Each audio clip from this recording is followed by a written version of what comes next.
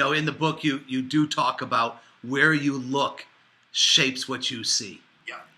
And what I sense, what you were just saying, Bill, relates to that too often, because of our expertise, because of what we know, it limits where we look. Is that right?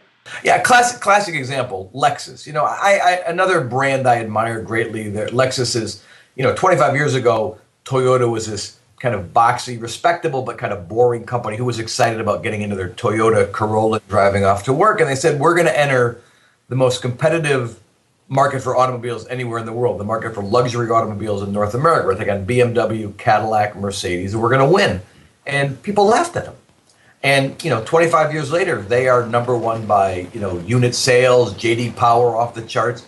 And a big reason, the cars are good, but a big reason is that they looked outside the automobile business for ideas, for insights, for inspiration as they built their dealership network and as they built their relationship with customers. So very early on, they said, what's the luxury brand that really best represents not indulgence, but a really knowledgeable connection to the customers? And they decided it was the Four Seasons hotel chain. So they went to school on the Four Seasons. They literally sent hundreds of executives to stay at Four Seasons for a week. Nice gig if you can get it, but not to be there as guests, to work with the reception staff, to work with the bell staff, to work with housekeeping, to figure out the tricks of the trade that Four Seasons uses to deliver service that's so personable, so comfortable, so knowledgeable. And when they built their first generation of dealerships, they took all those ideas and they made them tangible in those dealerships. A few years ago, they said, we got to refresh and recharge. Who do we study now? And they noticed that the best-selling retailer in the world, as measured by sales per square foot, is Apple and the Apple stores.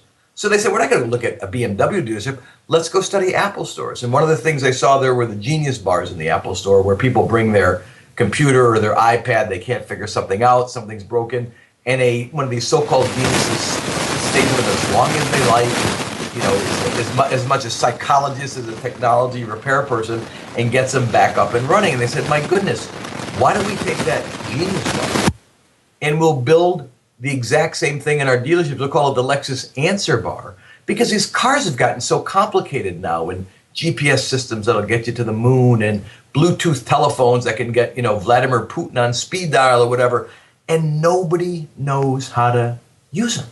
And so they're really teaching their customers how to use the cars. And so to me, that is a classic example. I like to tell people, R&D isn't just research and develop. It's rip off and duplicate. Find ideas that are already working in one place and ask yourself, what would it look like if we took that idea, lifted it out of that industry, and shifted it into ours?